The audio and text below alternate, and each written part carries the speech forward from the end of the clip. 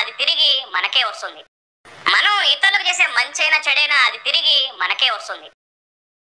ఒక ఇంట్లో ఒక కొడుకు, కోడలు, వారి అబ్బాయి, వారితో పాటు వారి నాన్నమ్మ కూడా జీవితం గడిపేది.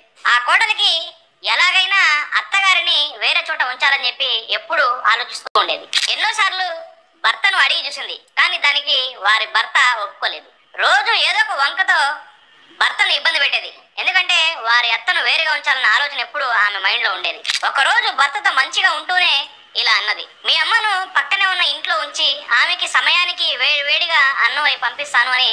ఆమె కూడా అక్కడ విశ్రాంతి తీసుకుంటూ చాలా ప్రశాంతంగా ఉంటది, ఒక్కసారి ఆలోచించండి అని తన భర్తతో ఉంటుంది. ఆ భర్త ఏదో చికాకులుండి సర్లే చూద్దామని చెప్పి ఒక మాట అన్నాడు.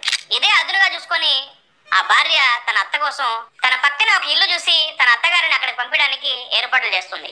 ఆ తల్లి కూడా కొడుకు మాట కాదనలేక తన వల్ల భార్యాభర్తల మధ్య గొడవ ఎందుకులే అని చెప్పి ఆ తల్లి కూడా ఒప్పుకుంటుంది.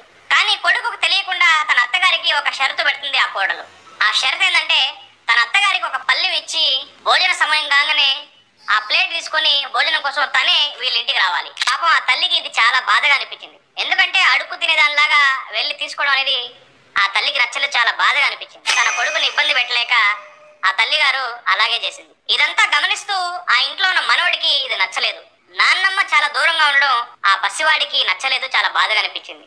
తిండి కోసం ప్లేట్ పట్టుకుని వాళ్ళ ఇంటికి రావడం అస్సలు నచ్చలేదు. వాళ్ళ అమ్మకు తెలియకుండా నాన్నమ్మ దగ్గరికి వెళ్ళి అప్పుడప్పుడు ఆడుకునేవాడు. అలా కొన్ని సంవత్సరాలు గడిచిపోయాయి. తన కోడలు కండిషన్ పెట్టిన విధంగానే ఆ అత్తగారు నడుచుకుంటూ ఉంది. సమయం రాగానే ప్లేట్ తీసుకుని వాళ్ళ ఇంటికి వెళ్ళేది. వాళ్ళు ఏదో కొంత భోజనం వేసేవారు, తినేవారు.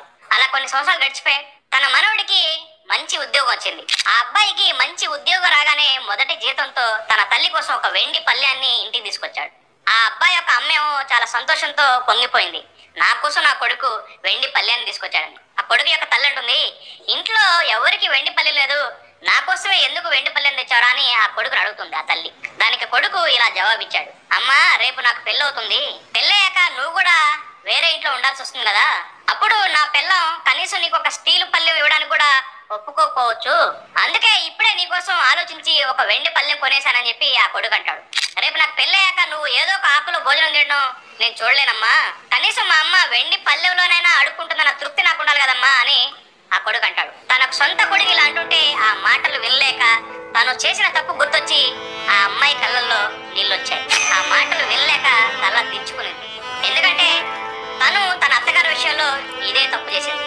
తన సొంత కొడుకు నుండి తన అత్తగారిని వేరు చేసింది. ఒక ప్లేట్ ఇచ్చి ప్రతిరోజు ఇంటికి రమ్మని చెప్పి ఒక అడుక్కునేది అలాగే మార్చింది. అదంతా గమనించిన తన సొంత కొడుకు తన తల్లి కోసం కూడా ఇలాగే ఆలోచించాడు. మనం ఇతరులకు చేసే మంచైనా చెడైనా అది తిరిగి మనకే వస్తుంది. మనం చాలా మంది ఇళ్లలో చూస్తూ ఉంటాం, కోడళ్ళు అత్తగారిని దూరంగా ఉంచాలని చెప్పి అత్తగారిని వేరు చేయాలని చెప్పి తన భర్తతో గొడవ పెట్టుకొని వారిని ఏదో విధంగా దూరం చేస్తూ ఉంటారు. కొంతమంది అయితే జంతువుల కన్నా హీనంగా చూస్తుంటారు వారి అత్తగారిని. మన సమాజాన్ని పరిశీలిస్తే చాలా ఇళ్లలో ఇలాగే జరుగుతుంటుంది. అలాంటి వారి కోసం ఈ వీడియో అనేది ఒక కనువిప్పు. రేపు మీకు కూడా పిల్లలు ఉన్నారు, అదంతా గమనిస్తూ ఉంటారు, జాగ్రత్త.